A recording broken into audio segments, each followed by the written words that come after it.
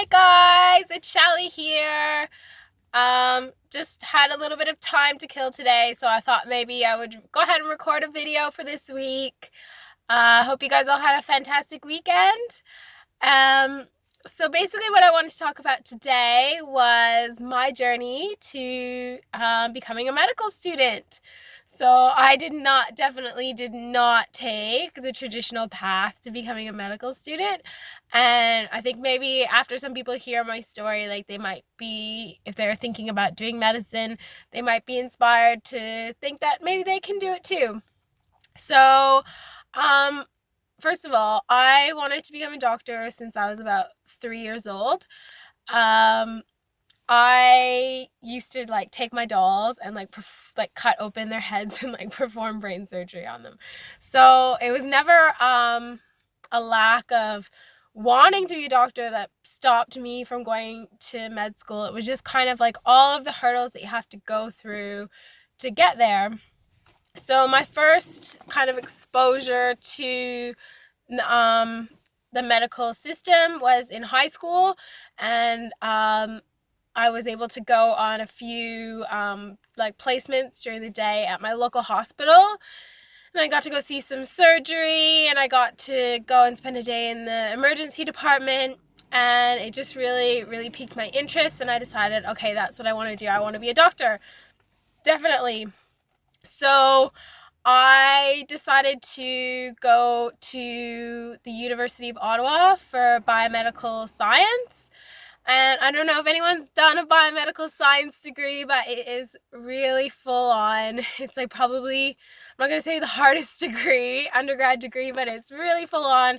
It's a lot of hardcore science classes like biochemistry. I had to do one class called physical chemistry, and I'm like so terrible at physics. And yeah, organic chemistry. So I didn't have a lot of like quote unquote fun electives for the first part of my undergrad degree. And I decided about after probably midway through third year that I wasn't really enjoying it that much, and I was kind of actually questioning whether I even wanted to go to medical school afterwards. So I made the decision to transfer into an honors bachelor of psychology, because that like was just seemed more interesting to me, and there was lots of options like for electives to take other classes. So I did that after third year, and that meant that I actually had to take an extra year to complete an honors thesis. And I found that was a really, really great decision, a really rewarding experience doing my honors thesis. I had a really great supervisor, and I think learning about the research project in an undergrad setting is a really, really good opportunity, especially if you can get a good supervisor who like really gets you involved. So yeah, I ended up graduating with a degree in psychology, even though I did like so much hardcore biomedical science. And another reason that I decided to change degrees was actually because I failed one of my classes in third year. Um, and it just made me, no, I didn't fail it because like I failed it because I didn't put the work in, because I wasn't working as hard as I needed to be. And I was really actually enjoying my social life. I was in a sorority, and I was just enjoying that aspect of the university experience probably a little bit too much. So after I failed that class, sorry, after I failed that class, I kind of figured that my chances of getting into medical school would be very slim in North America. As you might know, like the GPA is like a very important component of most medical schools selection process. And if you fail a class, it's pretty much like, oops.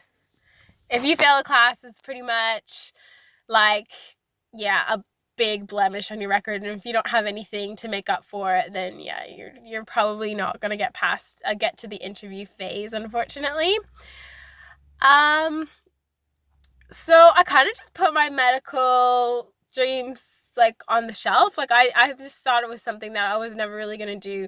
So after I graduated, I took I took a job for the government because I was living in Ottawa, and Ottawa is the capital of Canada.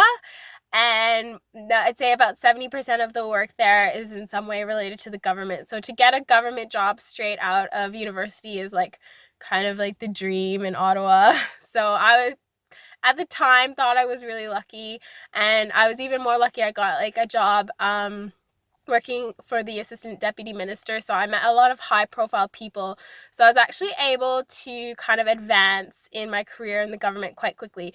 But I only ended up staying for 2 years because it just really wasn't for me. I just found myself like wanting something more. So after 2 years, I actually decided to give up my permanent position, which like to most people is a little bit crazy.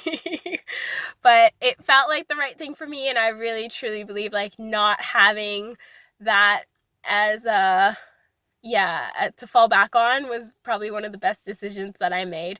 And I decided to go traveling for a year, and I decided that I wanted to go traveling to Australia. So I came to Australia first, what year was it? It would be like 2011 maybe. I was 23.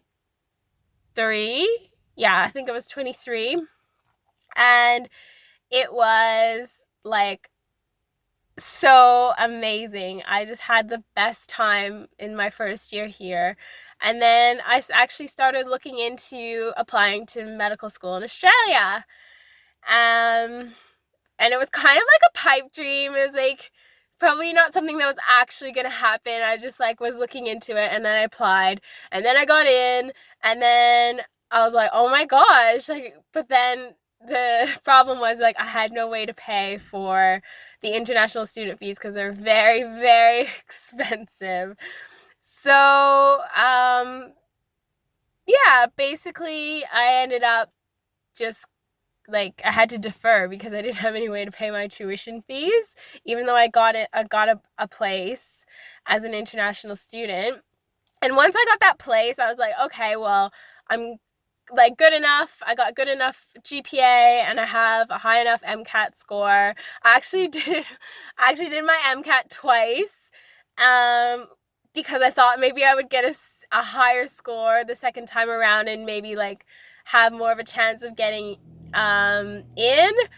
But I actually got exactly the same score the second time around. So I guess it is a pretty good test in that sense. But yeah, my score was good enough to get in, so that was great. And then, so at the time, my boyfriend was actually Canadian, and we were both Canadian, so we were both from overseas, but he got offered the opportunity to get sponsored in Perth, Western Australia, which is where I live now.